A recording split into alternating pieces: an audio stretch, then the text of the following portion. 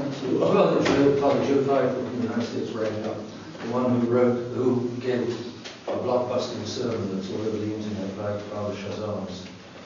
And he said that Father Laney, who was a Bishop Philip man, was really trying to put the pressure on Father Shazam.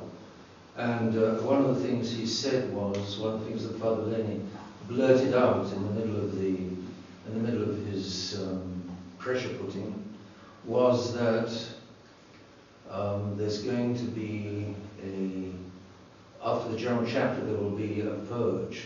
I think he was quoting take over the society and to get rid of the opposition. And so what Father Chazal, I think it was Father Chazal quoted Father Pfluger saying, Father Pfluger said, well, wait till the General Chapter and then there will be a big purge. So they're going to get to the General Chapter, they're hoping they're going to sail through the General Chapter with a majority, as they hope. When it comes to a crucial vote, they undoubtedly count on having a majority in their pocket. And then if they win the vote, then there will be a great purge. Heads will roll afterwards. Anybody who's in opposition will be eliminated, crushed, smashed, driven out, eliminated. So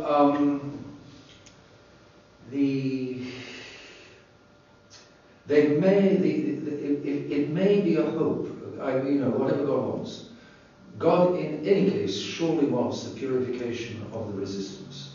The resistance the resistance to the apostasy of the church, which was set up by Archbishop Lefebvre 40 years ago, and which he carried forward for 20 years in heroic fashion. And it was carried on for a while by his successors. But it's normal that without him, the society should not stay on track. Just like Campos, once Bishop of Castelmine was gone, Campos didn't take long before it fell off track, came off the rails. And the society is now coming off the rails, one would say. There is a hope, there is just a hope, that at the General Chapter, the good guys will have enough possibility to lay out enough good arguments to sway some voters at the General Chapter and to take the majority away from Bishop Philip. There's just a hope. And if they do that, then they have got to, at the chapter, I don't know how, they've got to get rid of Bishop Philip. It's a hope, it's a dream,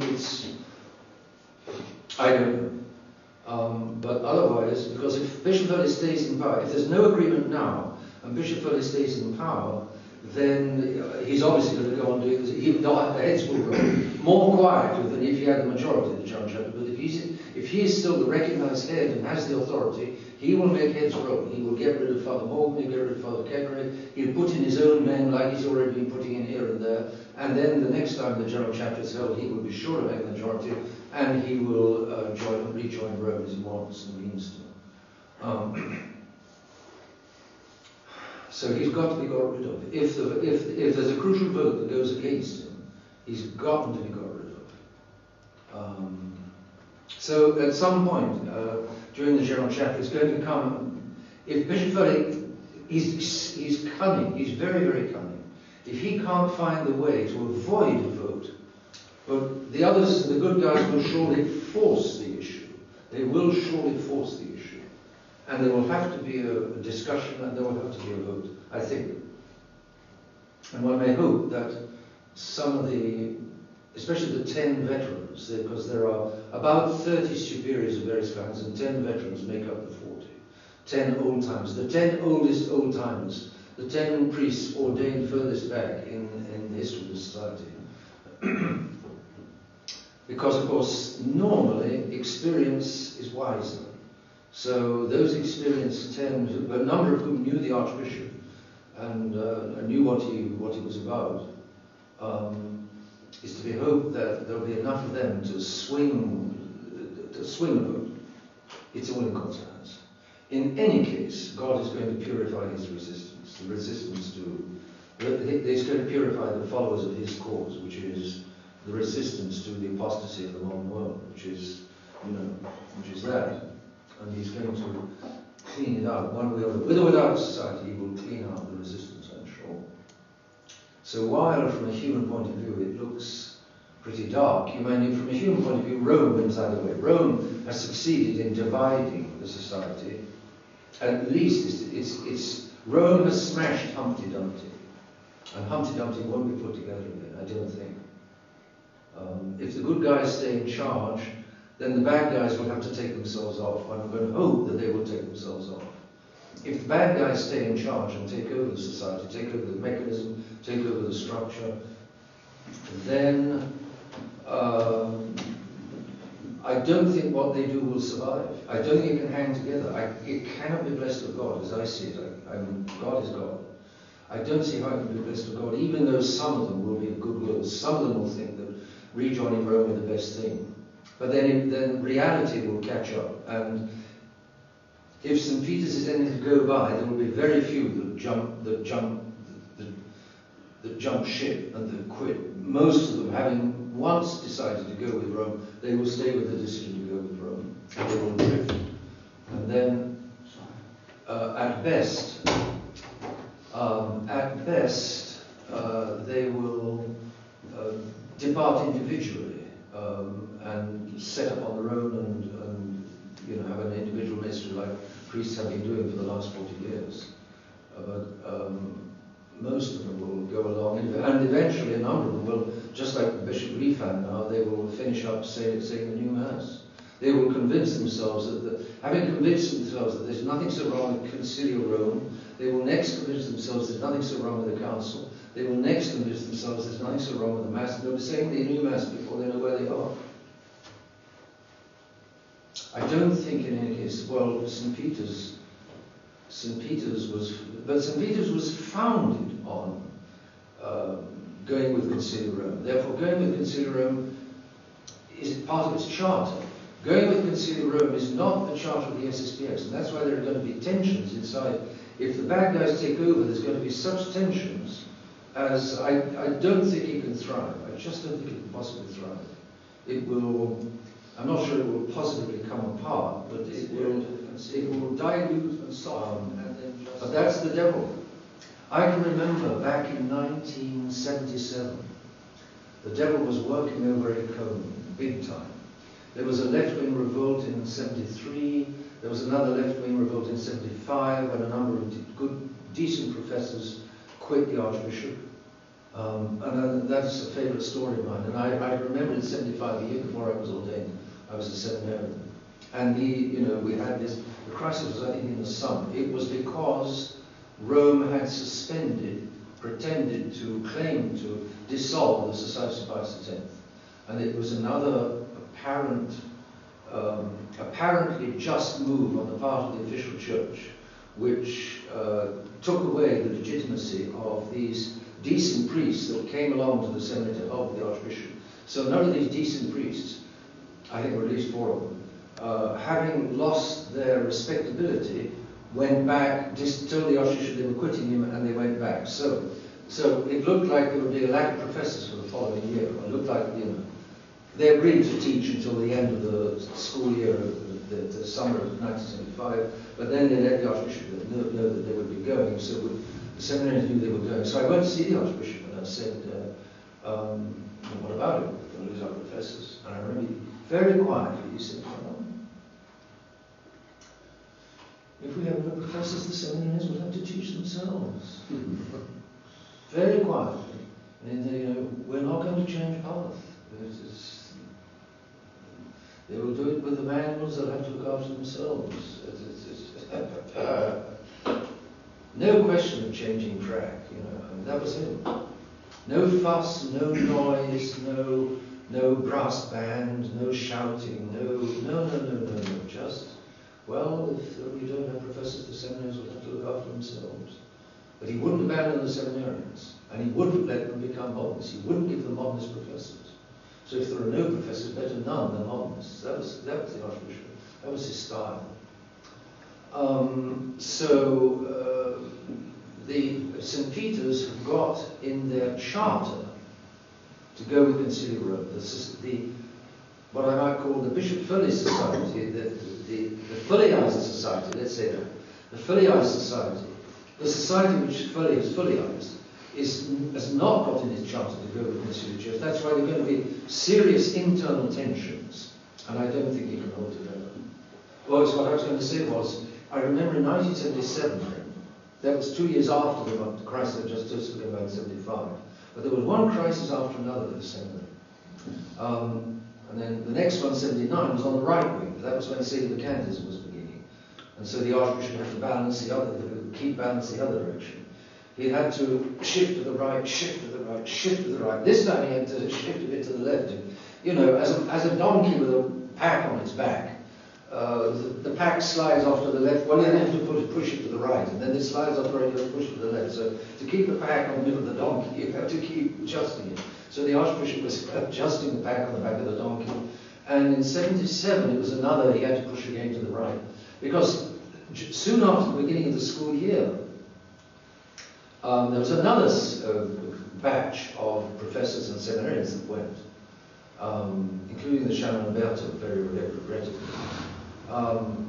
Persuaded that if they went off to France, they could start a seminary of their own, which would be approved by the church and which would not have all the faults of the Archbishop's operation.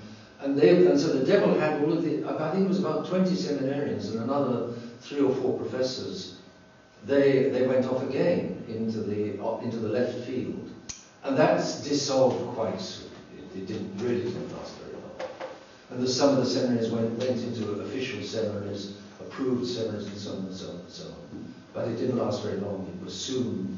But the devil achieved what he wanted. He got 20 seminaries away from Acon, and he got professors away from Acon. And the devil then had to scratch, the Archbishop had to scratch around to fill gaps with professors. That's when he pulled me into Acon to begin teaching at Acon. Oh boy. I was there for 5 years. And Bishop Tissier, who was made Father Tissier, as he then became the rector of the seminary, and I became one of the teachers. And we were there for 5 years, so Father Tissier, Bishop Tissier and I have known one another for quite a long time. Then I was shipped to the United States and so on and so on, it's all history. So, you know, humanly speaking, the devil wins either way, because either way, the society is severely diminished, either in numbers or, at best it's diminished in numbers, but at worst it's diminished, it's just broken completely, because the structure and everything, the structure falls into the hands of the considerists, and then it's, you know, and then the society of the Archbishop is virtually over. But what his work is not over. His society may be crippled, but his work will not be crippled, because the resistance, I'm quite sure, will carry on. The resistance will reform, or regroup, reform, and continue. I think it will need to continue in a different form, but it will continue. And that's what, interestingly, Father Joe Pfeiffer was telling me last night that he had a kind of call from Father Gruner, who many of you know from the United States. And Father Gruner was giving his take on the situation. And Father Gruner was saying that he sees the resistance continuing in a slightly different form of a looser, not a strict congregation, I think you should say, but a looser kind of federation of. What's going to be important, if the vote goes the wrong way in the German church, which there's a good chance it's doing, I don't know, maybe the Mother of God can prevent that, but if it goes the wrong way, then it will be vital to put together some safety net so that priests falling off the treacherous SSPX trapeze, or the trapeze become treacherous, they will have somewhere to go, somewhere that they won't feel that they've got nowhere to go. The danger is that a number of good priests who don't want to go with the considerists, because they're not considerists themselves, they don't want to be, the danger is that they will stay with the considerists, the considerized society. That's, I think, the best way to put it. They will stay with the considerized society because they've got nowhere else to go. So, but if they had somewhere else to go, then I think the number will not just drift along with considerized society, which is otherwise a risk for them. If they quit the considerized society, and I think there will be a good number of priests that will quit, I do think there would be. If it came to considerized society, there are a number that would quit. And if they quit, then it's back to, you know, garage masses in the garage, and scratching together lessons, scratching. But there will be benefactors, I'll bet you anything you like. And the point is that, you know, humanly speaking, the devil wins either way, but divinely speaking, God wins either way. Because if the society continues, having by a miracle got rid of Bishop Lefebvre and his gang, by a miracle, because I think it will take a miracle. If a miracle is obtained, then, I was going to say, the numbers of priests are going to be diminished. I think they will go back to the mainstream church. And a number of the conciliarist priests will just on their own rejoin the mainstream church. If they can't carry the society with them, they will rejoin the church one by one. And it will be, quite honestly, good riddance to bad rubbish. And the society will be very much purified, which is what God is after. I'm quite sure God is after that, is what he's after. Because with what's coming, with globalism, with the ongoing collapse of the mainstream church, with the purge of the society, the purge is necessary to get the resistance in shape for a possible persecution, a very severe persecution coming with the triumph of the globalists just before the chastisement. I think chastisement on its way. So the Lord God is purged that way. If the good guys hold on to the society, it will be very much purged and cleansed until the next corruption.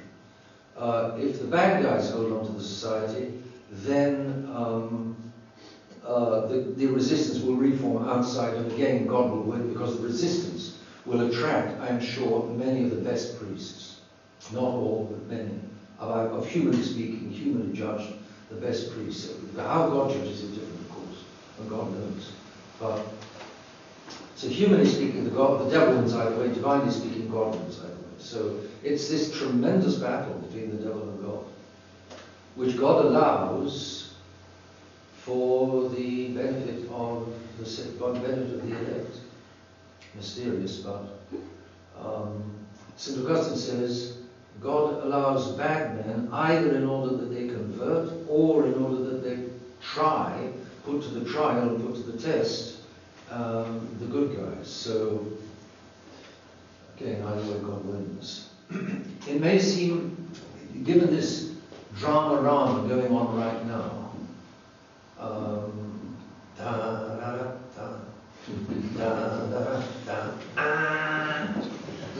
that's Dragnet years ago, an American sort of crime series on television.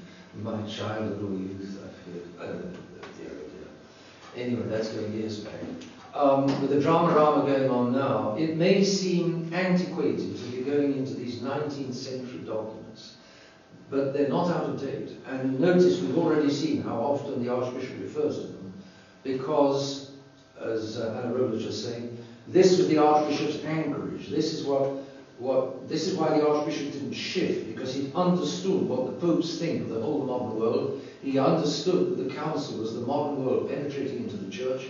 He never had any doubts about the wrongness and wretchedness of the council. And today we should have, because the devil will be after us, and we've got to have no doubts about the wrongness of the conciliarization of the Archbishop's society. But this was the Archbishop's mental anchorage, and not just a provisional anchorage. But the Archbishop, and we'll see, we'll come to this immediately in a few moments, the Archbishop saw this as a permanent anchorage. Let's go on to Quanta Cura. We saw down to about G, the family, parents, rights, children's education, all depend on the state. The state moving in on the family. That, of course, is what's happening today.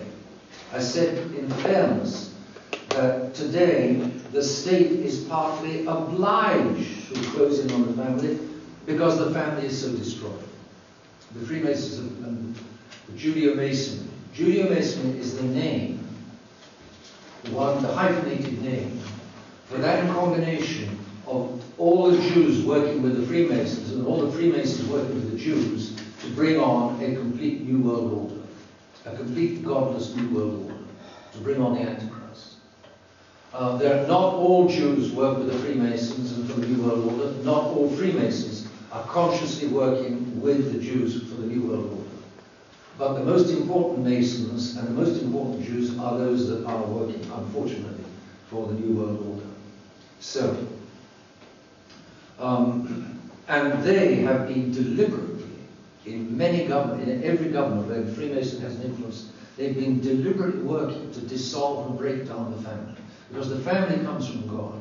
The family of one man, one woman, and the biological mother and the biological father, until death do them part, of as many children as God sends, without artificial means of birth control, that is an institution of God.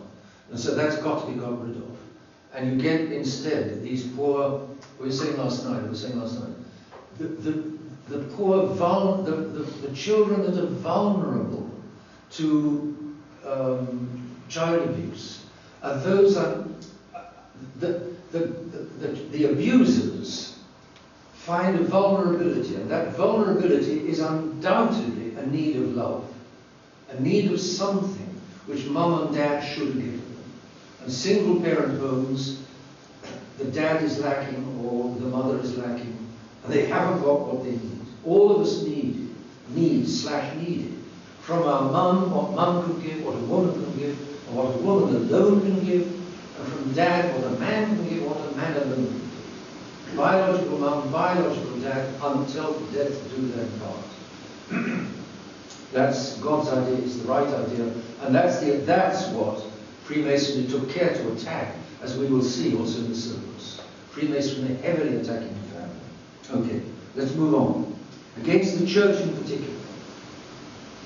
The church under the state, the church in the temporal order, and the limits, the straitjacket being put on the church.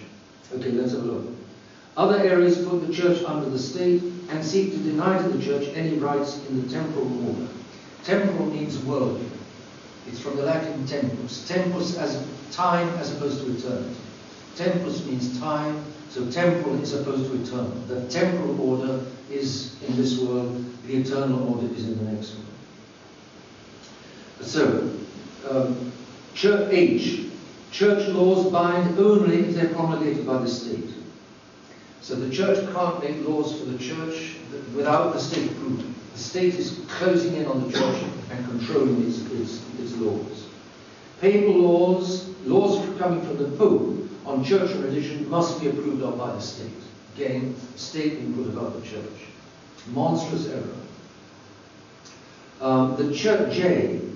The church can condemn no Freemasonry tolerated by the state. So you can see the Freemasons behind all of these errors. Freemasonry is insisting on itself being given rights by the state which the church cannot then condemn. K. Popes and councils defending church property have only an earthly motive. Monstrous error.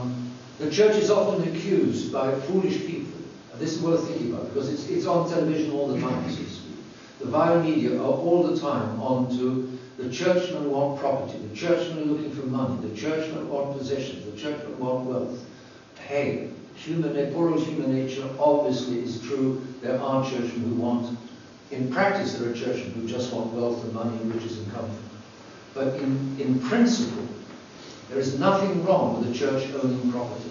In the fact the church needs to own property in order to keep its independence. Heaven knows in the SSPX in the last 40 years, often when the laity control the property, the laity are liable to try to tell the priest what to do because they own the property.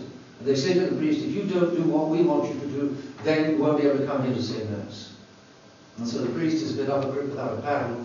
But if the property, that's if the property belongs to the laity. The property should belong to the church. The SSPX has needed to own its own properties to ensure that it's the priest who calls the shots.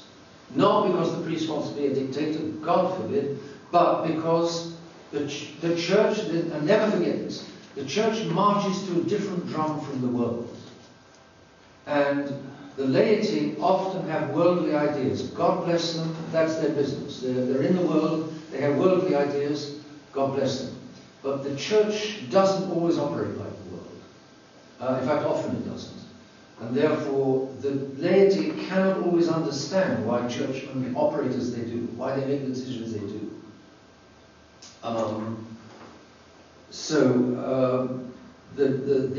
The priests must make their own, be able to make their own decisions, and that's why I was saying the pontifical states were a whole belt across the middle of Italy, a substantial belt, which was even politically controlled by the Vatican, and that was it was not a bad thing that as we'll see in this again is in Article in the syllabus. It's not a bad thing that the church did control politically property like that. It guaranteed the independence of the papacy.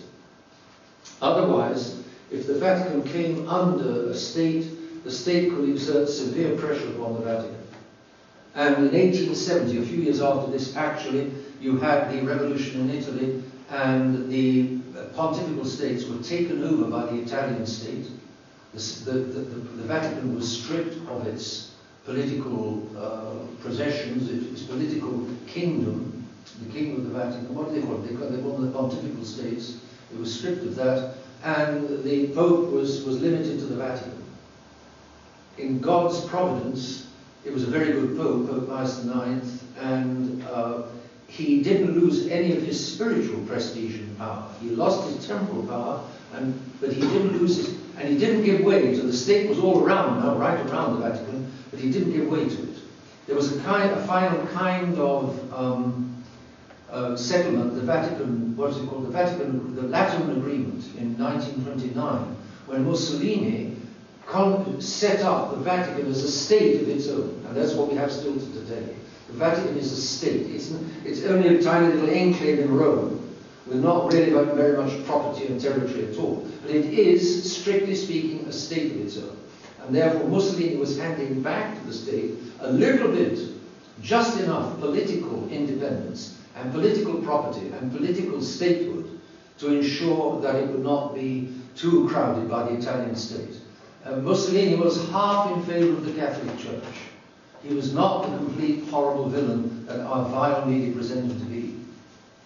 So, don't believe what you read about Mussolini in the vile media.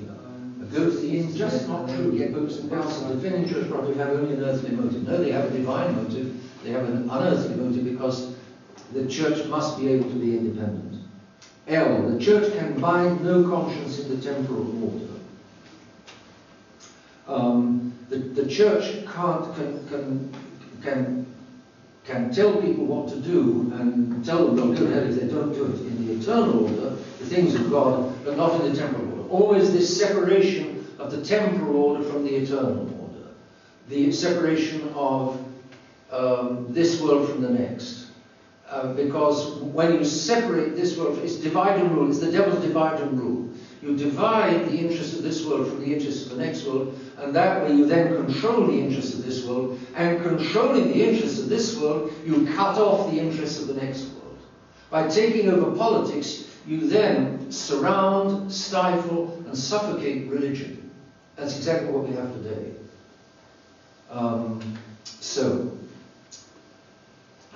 It's a very important point. We must get into it before we finish today.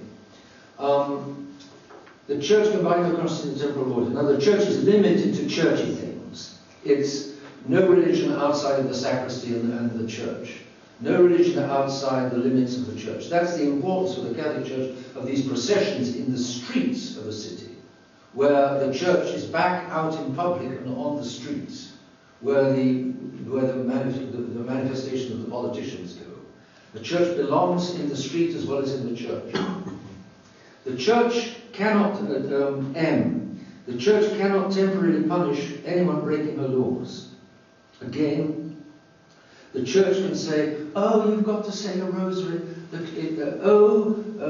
What else? What other eternal punishments can it say?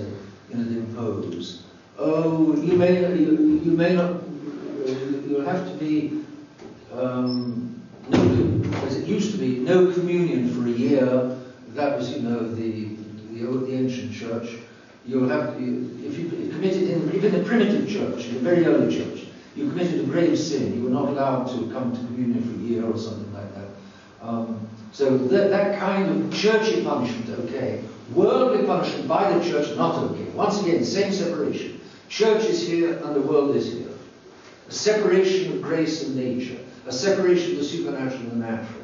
Brilliant, in order to control the natural, and by controlling the natural, choke off the supernatural, because of course the supernatural is meant to be meshed like that, together with the natural. And if the natural is completely skewed, the supernatural has got nowhere to land.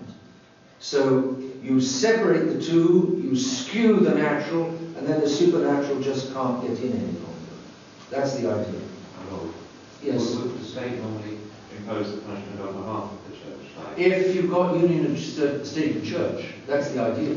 That's when the state is Catholic and the state says to the church, okay, we don't need you priests to tell us how to lay the drains or how to fight the state next door which is threatening us.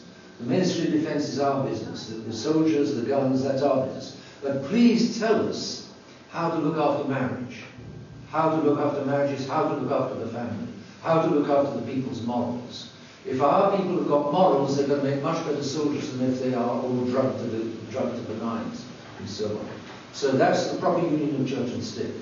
The state looks after its own affairs, the church looks after its own affairs. Neither interfere in what is proper, the proper domain of each, but the state and the church are united, so that the church will help the state, and the state will help the church. I'll give you a classical example of that. Take the village. The warring couple ring up the police. They're killing one another. The policeman knows that it's not his business. He rings up the priest. Father, look, do you mind if you get in contact with this family, because they're calling me and I know I can't do much, but you can. So this priest says, yeah, sure, okay, officer, no problem. The priest goes in. There's a natural coordination possible between the policeman and the priest. And that's a small scale image of the cooperation that can be and should be between the state and the church. If the policeman and the priest, on the other hand, the priest has got some troublemaker in his church on Sunday, the priest is not to take off his shackles or go down there and punch him out. It's not exactly fitting. But he can ring up the police and say, look, would you mind coming in and looking after this disordered person in the congregation? Father, no problem, gladly. So the policeman does what he does best, the priest does what he does best, and the two of them cooperate for the best, for the salvation of all souls. That's the natural cooperation of the higher and the lower interests, of the eternal and temporal interests. And the church can punish temporarily. For instance, the church in the Middle Ages used to have prisons physical prisons in which to shut away priests who had been naughty boys. And it's better if the priests did not appear in front of the civil courts, because that's beneath their dignity. But you can only allow for the priests not coming in front of the temporal courts if the church has her own courts which really do work and really do punish the priests that misbehave. If the state can rely upon the church to look after naughty priests, then it's best if the state does so. Because then in the state, the priests don't suffer the public indignity of coming in front of being thrown into a state prison with thugs and all the rest of it. You can see there's a natural order there. And that's how it used to be in the Middle Ages. In other words, that when one of the reasons Henry II sort of tried to get rid of St Thomas Becket, because Henry II wanted to try a priest in a civil court, I think, and St Thomas refused that. Very possible. Very possible. Obviously, Becket was standing up to the king for the church's rights, and he was absolutely right. I don't know the details, but he was. And the king wanted to control. And in that time, there was enough faith amongst the people he killed Becket. He sent in the 4 knights, and Becket was killed. But there arose a tremendous devotion to Becket as a result. And because the people had the faith, the English people had the faith.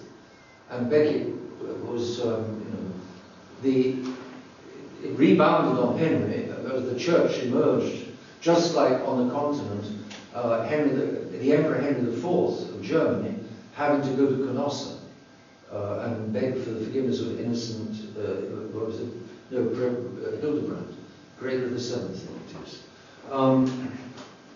So it's the same clash, basically. The state may lawfully take over any church properties, monstrous error. The church is neither distinct from nor independent of the state. Monstrous error. The state, the church is merely a department of the state. Horror. Papal decisions need not be heeded except on faith and morals. So it's this separation of supernature and nature. It's this separation of the temporal order and the eternal order, of the natural order and the supernatural order. The tearing apart of nature and supernature. And once nature is no longer integrated with supernature and protected by supernature, nature is much more vulnerable, and the bad guys come in and twist nature by, for instance, saying that marriage is not a sacrament, and then marriage not being a sacrament. By making marriage a sacrament, imagine a seam of 20 stitches. And in a seam, if you undo the first stitch, all the other stitches come apart. If there's any tension, all of the other stitches come apart. To hold the seam together, you need to do up that 20th stitch and hold, and the 20th stitch needs to be held. Then the whole thing, then nothing comes apart. Similarly, the sacramentality of marriage is in the natural order. It's the 20th stitch, and the Masons attacked in the 19th century the sacramentality of marriage, because if they could undo that stitch, they would arrive at divorce, contraception, abortion, euthanasia, all the horrors that we're seeing in our own day. And it's all because marriage is not being defended, because the sacramentality of marriage, the Catholic sacramentality of marriage has been undone, and therefore the whole scene is coming apart, or the family is coming apart, society is coming apart. And that fight was fought between the Freemasons and the Church in the 19th century. You might say the Freemasons won, and that's why we've got the mess we've got today. Papal decisions need not be heeded except on faith and morals. Same difference. The Pope's business is eternity, the supernatural, the sacraments, all of that churchy stuff, but the world is absolutely not his business. Nonsense. Nonsense. If the world is left to the devil, the church will have little to no material to work with. The church will be absolutely in difficulties, which is exactly what we see today. Okay, but this next session is too important. All of these errors, figure 7, contradict the fullness of power given by Jesus Christ to his one church.